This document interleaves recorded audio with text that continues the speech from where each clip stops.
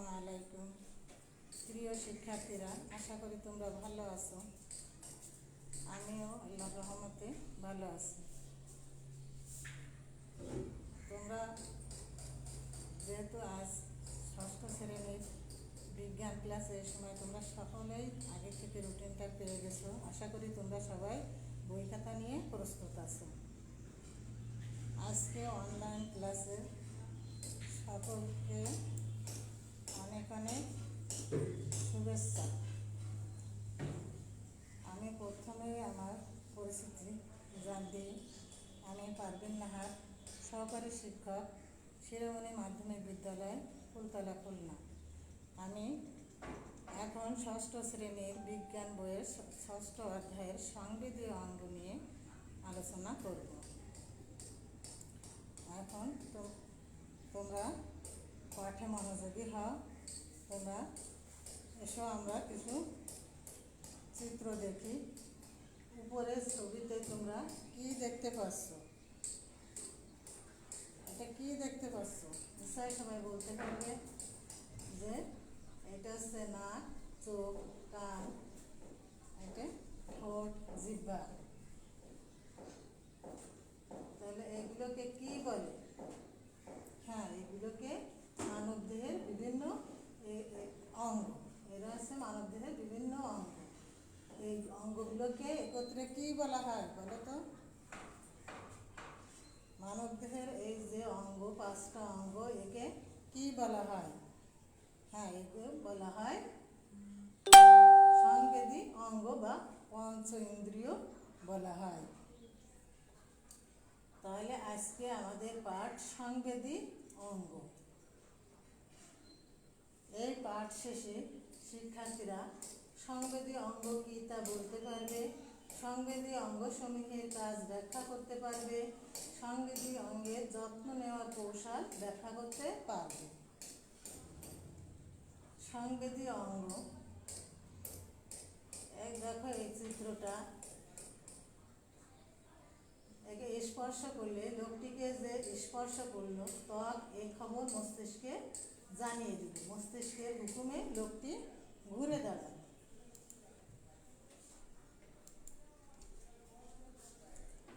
এসব দেখি সংবেদী অঙ্গ কিভাবে কাজ করে।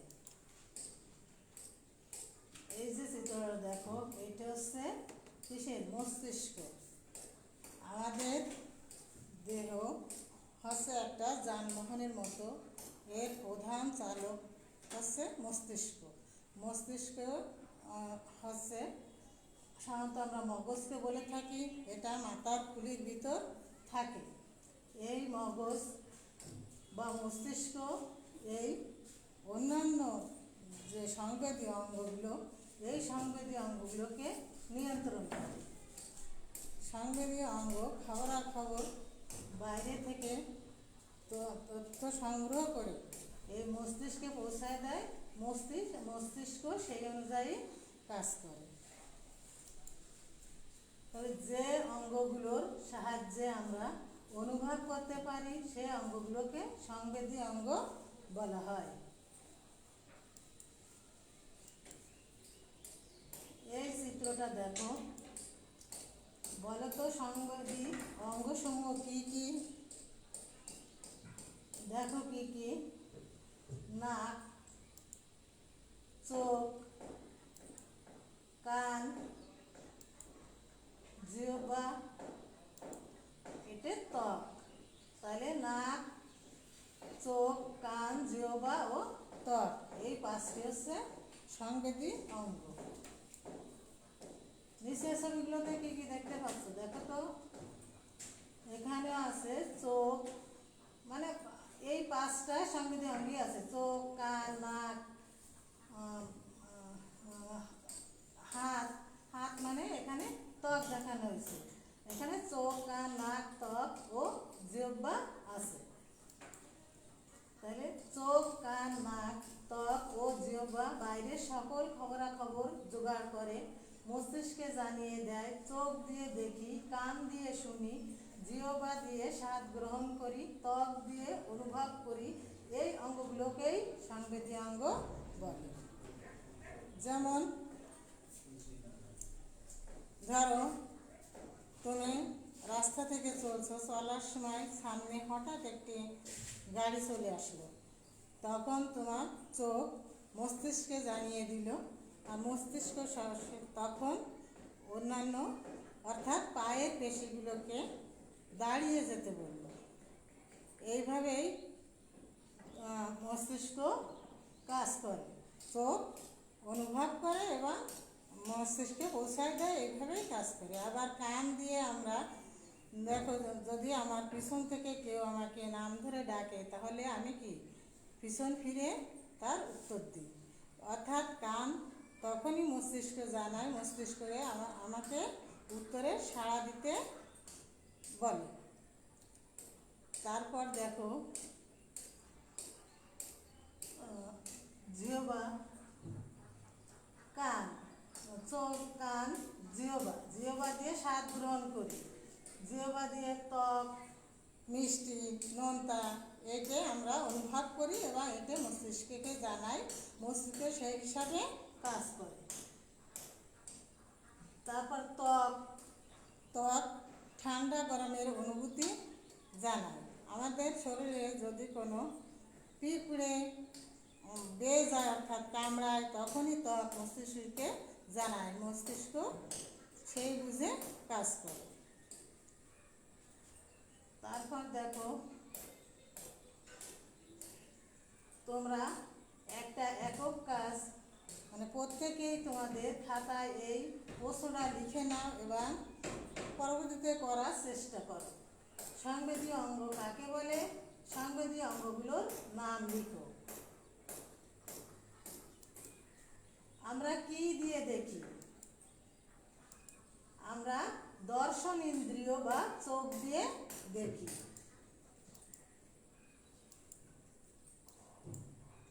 বলো তো দেখি, বলো তো দেখি চোখ কি? চোখ কি? দেখো, চোখ মানব দেহের অন্যতম প্রধান দর্শন ইন্দ্রিয় বা সংবেদীয় অঙ্গ। চোখ বা অক্ষি দিয়ে পৃথিবীর সকল জিনিস দেখতে পাই। চোখ না থাকলে আমরা কোনো কিছু দেখতে পেতাম না। মাথার সামনে দুটো অক্ষি কোটরের মধ্যে এক জোড়া চোখ থাকে। তোমরা কঙ্কাল দেখলে, কঙ্কালে দেখবা যে চোখের ওইখানে গর্ত থাকে, এইটি বলা হয় অক্ষি কোটর। এর মধ্যে এই একজোড়া চোখ থাকে। 6টি পেশির সাহায্যে প্রতিটি চোখ অক্ষি কোটরে আটকানো থাকে। এই পেশিগুলোর সাহায্যে অক্ষিগুলো নড়াচড়া করানো যায়। আমরা যাকে অশ্রু বলি তা হলো চোখের পানি। আর চোখের পানি আছে অশ্রু গ্রন্থি থেকে আসে।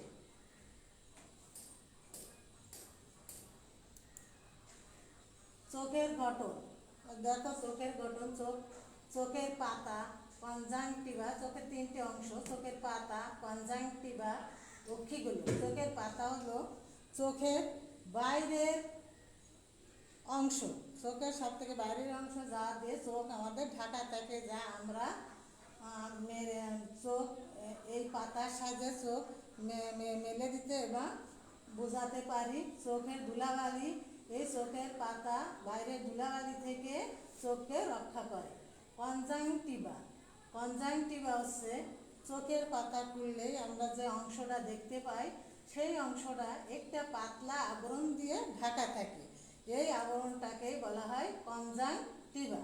এই পর্দাটাই হচ্ছে কনজাংটিভা। আবার অক্ষিগোলক, অক্ষিগোলক হচ্ছে চোখের গোলাকার যে অংশটা, এটা চোখের আকৃতি রক্ষা করে। অক্ষিগোলকের আবার 3টে অংশ, স্ক্লেরা, কোরয়েড, রেটিনা। স্ক্লেরা আছে অক্ষিগোলকের বাইরের অংশ, যেটা শক্ত, সাদা, পাতলা স্তর নিয়ে গঠিত। স্ক্লেরার মাধ্যমে আলো প্রবেশ করতে পারে না। কোরয়েড, কোরয়েড আছে স্ক্লেরার নিচের স্তর। কোরয়েড হচ্ছে ঘন রঞ্জক পদার্থ দিয়ে তৈরি, এখানে বহু রক্তনালী প্রবেশ করে। রেটিনা, রেটিনা হচ্ছে অক্ষিগুলোকে সবচেয়ে নিচের স্তর। আর দেখো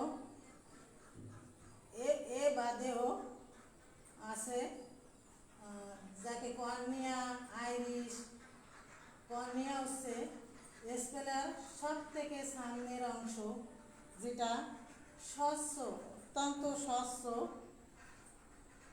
এর মাধ্যমে আলো চোখের ভিতরে প্রবেশ করে। তারপর আছে আইরিশ। আইরিশ হচ্ছে চোখের কর্নিয়ার পরের যে কালো অংশ, কালো গোলাকার অংশ, কালো পর্দা দিয়ে ঢাকা থাকে, সেইটা আছে আইরিশ। আইরিশের মাঝে একটা ছিদ্র থাকে, থেকে পিউপিল বলে। পিউপিল আইরিশ পেশি দ্বারা গঠিত। একে আমরা সাধারণত চোখের মণি বলে থাকি। আইরিশ সংকোচন এবং প্রসারণ হতে পারে। আইরিশ সংকোচন এবং প্রসারণের ফলে এই চোখ আমরা বড় ছোট করতে পারি। তারপর আছে লেন্স।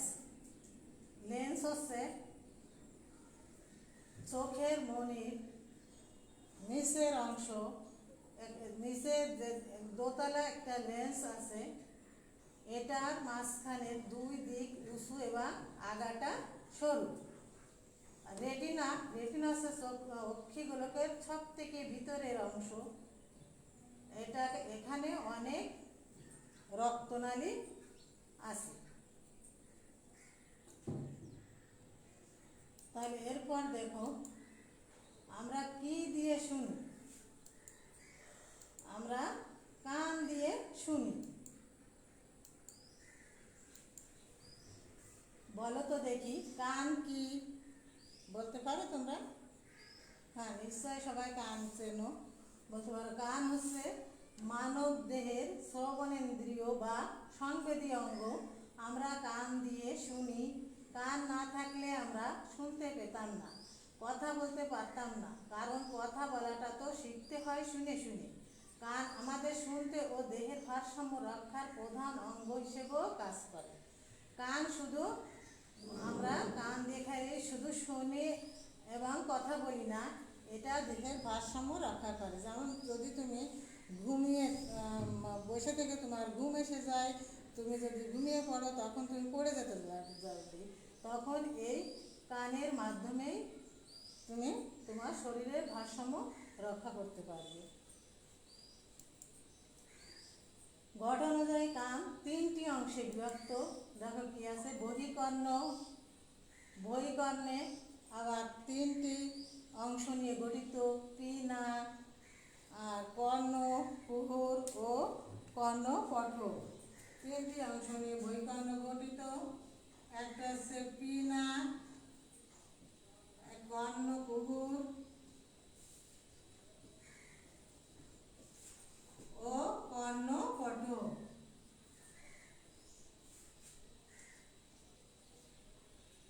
পিনা, পিনা হচ্ছে কানের সব থেকে বাইরের অংশ। এটা কোমল অস্থি এবং মাংস দিয়ে গঠিত। এর কাজ হচ্ছে শব্দ কর্ণকুহরে পাঠানো। কর্ণকুহর, কর্ণকুহর হচ্ছে পিনা থেকে যে নালী প্রবেশ করেছে, ভিতরের দিকে প্রবেশ করেছে, এটাকেই বলা হয় কর্ণকুহর ও কর্ণপটল। কর্ণকুহরের শেষ প্রান্তে পর্দা আছে, এই পর্দাটাকেই বলা হয় কর্ণপটল। তারপর দেখো মধ্যকর্ণ। তিনটা অংশ, বহিকর্ণ, মধ্যকর্ণ ও অন্তকর্ণ। মধ্যকর্ণ হচ্ছে বহিকর্ণ ও অন্তকর্ণের মাঝামাঝি স্থানে অবস্থিত। এটা একটা বায়ুথলি, যার মধ্যে তিনটি ক্ষুদ্র ক্ষুদ্র হাড় বা অস্থি আছে। তিনটি ক্ষুদ্র ক্ষুদ্র হাড় মেলিয়াস,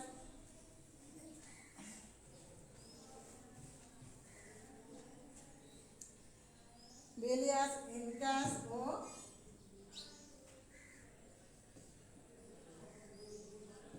মেলিয়াস,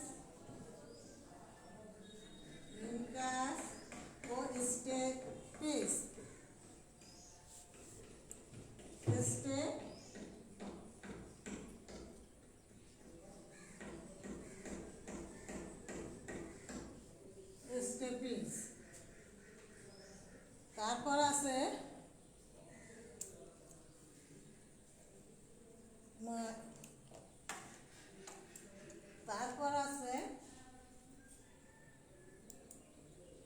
অন্তঃকর্ণ।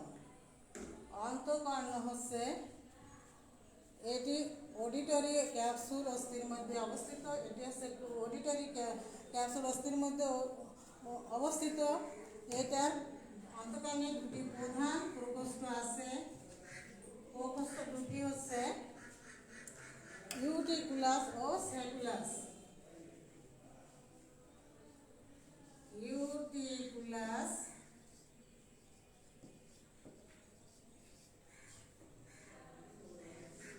ও স্যাকুলাস।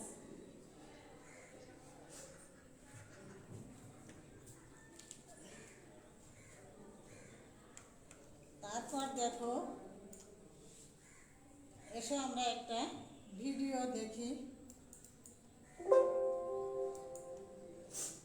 আমাদের কানের তিনটি অংশ যথা বহিকর্ণ, মধ্যকর্ণ ও অন্তঃকর্ণ। একমাত্র বহিকর্ণকেই বাইরে থেকে দেখা যায়। বহিকর্ণ শব্দ তরঙ্গকে ঘনীভূত করে অডিটরি ক্যানালে প্রবেশ করায়। অডিটরি ক্যানালে বিদ্যমান সেরুমিনাস গ্রন্থি ধুলাবালি আটকে রেখে টিম্পেনিক পর্দাকে রক্ষা করে। বহিকর্ণ ও মধ্যকর্ণের সংযোগস্থলে অবস্থিত টিম্পেনিক পর্দা শব্দের আঘাতে কাঁপে। মধ্যকর্ণে থাকে মেলিয়াস, ইনকাস ও স্টেপিস নামক তিনটি অস্থি। এই তিনটি অস্থি শব্দ তরঙ্গকে 20 থেকে 25 গুণ বাড়িয়ে অন্তঃকর্ণে প্রেরণ করে। মধ্যকর্ণ ও গলার সাথে লাগানো ইউস্টেশিয়ান নালী বাইরের সাথে বায়ুচাপের ভারসাম্য রক্ষা করে। অন্তঃকর্ণের দুটি অংশ যথা ভারসাম্য নিয়ন্ত্রণ অঙ্গ ও শ্রবণ অঙ্গ। ভারসাম্য নিয়ন্ত্রণ অঙ্গ সেমি সার্কুলার ক্যানাল তিনটি অর্ধবৃত্তাকার নালী নিয়ে গঠিত। শ্রবণ অঙ্গ ককলিয়া একটি প্যাঁচানো নালী যার মধ্যে থাকে organ of Corti. Organ of Corti শব্দ তরঙ্গকে স্নায়ু উদ্দীপনায় পরিণত করে অডিটরি স্নায়ুর মাধ্যম। এখন আমরা ভিডিওটি দেখলাম। তোমরা ভিডিওটি দেখে কি বুঝতে পারলে? এবার নিচের ছবিগুলোতে কি দেখতে পাচ্ছ? দেখো কি দেখতে পাচ্ছ? এতে কি নাক, সবই আছে নাকের কাজ। এটা নাক। তাহলে তাহলে নাক কি? নাক আমরা নাক দিয়ে কোনটা সুগন্ধ বা কোনটা দুর্গন্ধ তা অনুভব করতে পারি। নাক দিয়ে আমরা শ্বাস নেই, ফুলের সুগন্ধ প্রাণ ভরে গ্রহণ করি। আর পচা, ময়লা ও আবর্জনার গন্ধ পেলে নাকে কাপড় দিই। এই যে ফুলের সুগন্ধ নিচ্ছি, ময়লা আবর্জনার জন্য, দুর্গন্ধের জন্য নাকে কাপড় দিচ্ছে। নাকের কয়টি অংশে? নাকের দুটো অংশ। একটা হচ্ছে নাসারন্ধ্র আর একটা হচ্ছে নাসাপথ। নাসারন্ধ্র, নাকের যে ছিদ্র দিয়ে বাতাস দেহের ভিতরে ঢোকে তাকে নাসারন্ধ্র বলে। আর নাসাপথ, এটা নাসারন্ধ্র থেকে গলার পেছন ভাগ বা গলবিল পর্যন্ত বিস্তৃত একটি গহ্বর। এই গহ্বরটি ত্রিকোণাকার। এরকম ত্রিকোণাকার। পাতলা প্রাচীর দিয়ে গহ্বরটি দুই ভাগে বিভক্ত হয়েছে। এর সামনের ভাগ লোম দ্বারা আবৃত থাকে ও পেছনের দিকটা পাতলা আবরণী ঝিল্লি দ্বারা আবৃত থাকে। এই ঝিল্লিকে ঘ্রাণ ঝিল্লিও বলা হয়। নাকের গঠন দেখো। নাসারন্ধ্র, নাসারন্ধ্র আছে যে নাকে যে ছিদ্র দিয়ে বাতাস দেহের ভিতরে ঢোকে তাকে নাসারন্ধ্র বলে। তারপর আছে নাসাপথ। দেখো চিত্রে নাসাপথ কেমন, এই যে গলবিল পর্যন্ত পৌঁছাইছে। নাসাপথ এটা নাসারন্ধ্র থেকে গলার পেছন ভাগ বা গলবিল পর্যন্ত বিস্তৃত একটি গহ্বর। এই গহ্বরটি ত্রিকোণাকার।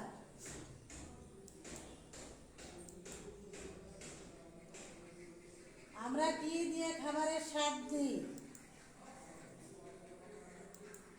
দেখো, আমরা জিহ্বা দিয়ে খাবারের স্বাদ নিই।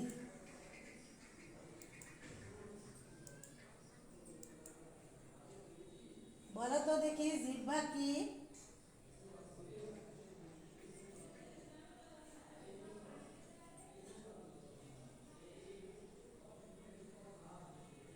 জিহ্বা মানবদেহের অন্যতম প্রধান স্বাদ ইন্দ্রিয় বা সংবেদী অঙ্গ। মুখ গহ্বরে অবস্থিত লম্বা পেশিবহুল অঙ্গটি হলো জিহ্বা। জিহ্বার উপরে একটি আস্তরণ আছে, এতে বিভিন্ন স্বাদ গ্রহণের জন্য স্বাদকোরক থাকে। জিহ্বার সামনে, পিছনে, পাশে স্বাদ গ্রহণের জন্য বিশেষ স্বাদকোরক থাকায় আমরা জিহ্বার অগ্রভাগ দিয়ে মিষ্টি ও নোনতা, পাশের অংশ দিয়ে লবণ ও টক স্বাদ অনুভব করে থাকি। জিহ্বার মাঝখানে কোনো স্বাদকোরক থাকে না। স্বাদকোরক না থাকায় আমরা জিহ্বার মাঝখানটায় কোনো বিশেষ স্বাদ পাই না।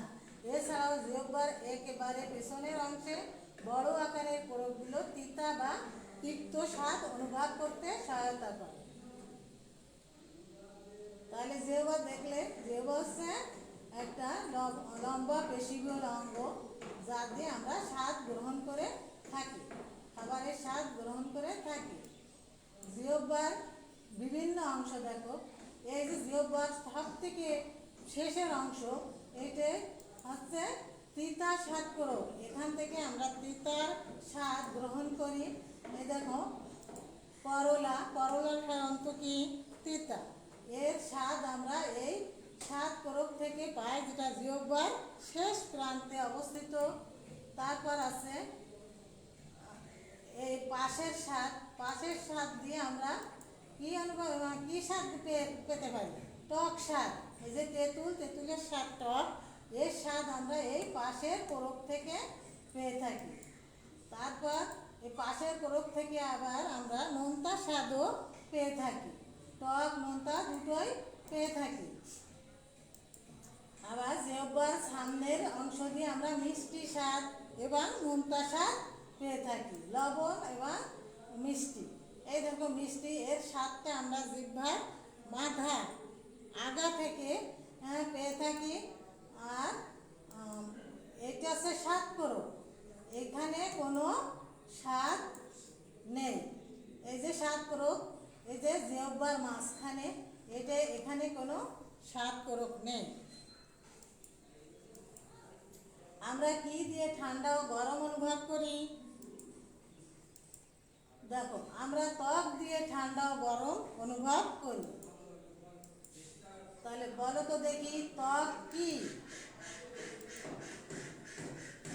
ত্বক হচ্ছে আমাদের শরীরের বাইরের আবরণ, যা শরীরে ঠান্ডা ও গরমের অনুভূতি জাগায়, তাকে ত্বক বলে।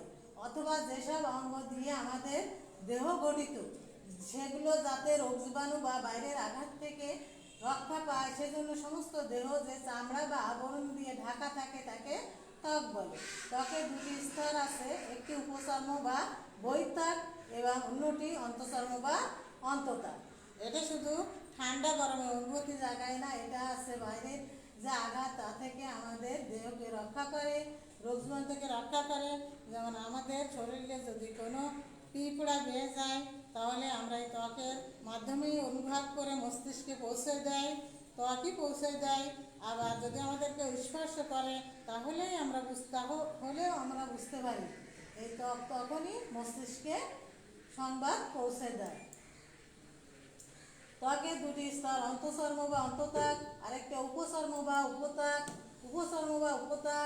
উপচর্ম হচ্ছে ত্বকের বাইরের আবরণ। সব থেকে যে বাইরের আবরণটা, হাতের তালু আর পায়ের তালু চামড়া বা ত্বক খুব পুরু।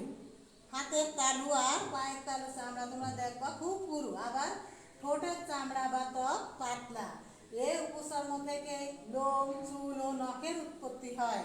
তাহলে লোম, চুল, নখের উৎপত্তি হয় আছে আমাদের উপচর্ম থেকে। এই উপচর্মে লোমকূপও রয়েছে। অন্তঃচর্ম বা অন্তঃত্বকে রয়েছে রক্তনালী, এছাড়াও রয়েছে লোমের মূল, ধর্মগ্রন্থি, শ্বেত গ্রন্থি, তেল গ্রন্থি ইত্যাদি। লোমহীন স্থানে অর্থাৎ করতল ও পদতল, এখানে কোনো লোম নাই, এখানে কি আছে? শ্বেত গ্রন্থির সংখ্যা বেশি থাকে। ত্বকের গঠন দেখো, ত্বকের গঠন, ত্বকের উপচর্ম হচ্ছে ত্বকের বাইরের আবরণ। ঘর্মগ্রন্থি অন্তঃত্বকে রয়েছে। ঘর্মগ্রন্থি।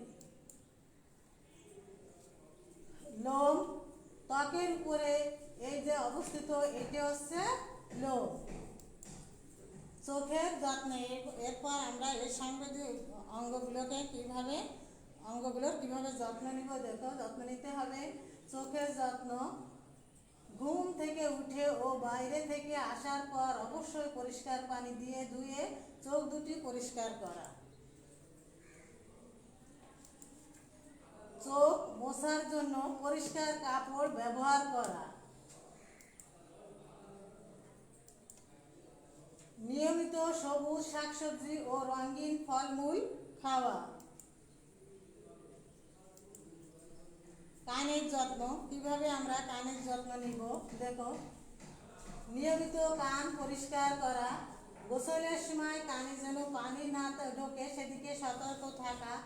কানের বাইরের কোনো বস্তু বা পোকামাকড় ঢুকলে ডাক্তারের পরামর্শ নেওয়া। উচ্চ শব্দে গান না শোনা।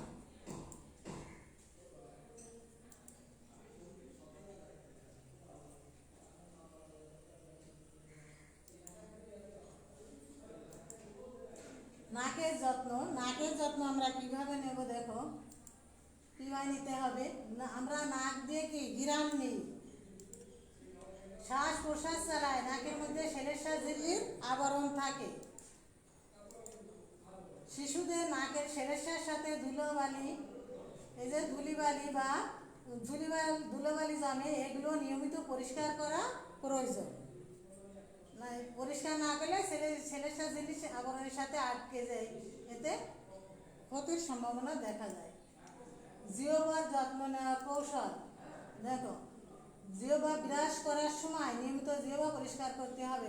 সাধারণত এটা বাচ্চাদের ক্ষেত্রে অধিক কার্যকরী করতে হবে, কারণ ব্রাশ করার সময় বাচ্চাদের জিহ্বা পরিষ্কার করতে হবে, নয়তো এই জিহ্বায় ময়লা পড়ে ছত্রাকের দ্বারা সাদা সাদা দাগ সৃষ্টি হবে।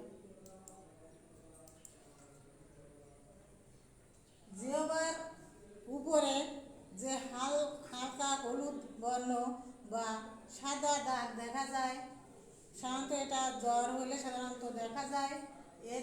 এরকম হলে লবণ পানি দিয়ে নিয়মিত কুলকুচি করতে হবে।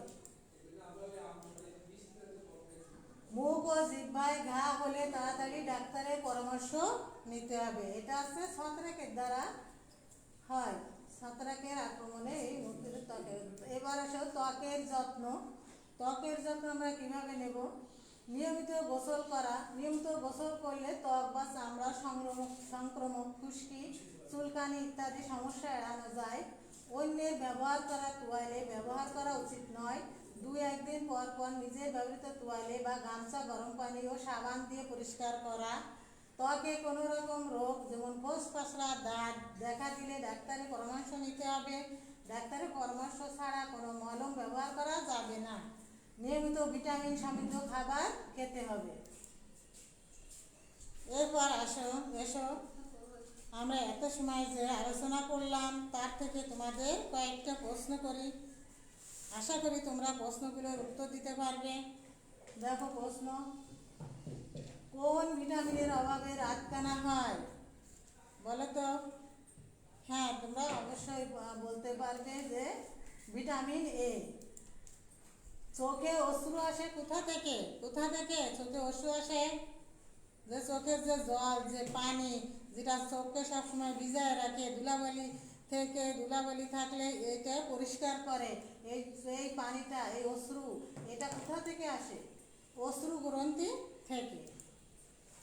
চোখের রেটিনার কাজ কি?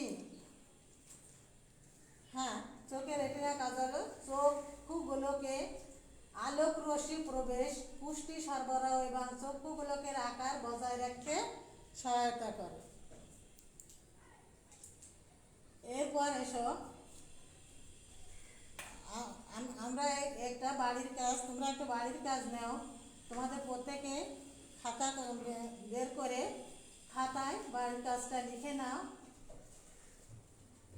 বাড়ির কাজ: সংবেদী অঙ্গগুলোর যত্ন নেওয়ার কৌশল লিখে আনবে, অর্থাৎ তোমরা লিখবে, এটা লেখার চেষ্টা করবে, পরবর্তীতে সুযোগ হলে দেখাবে।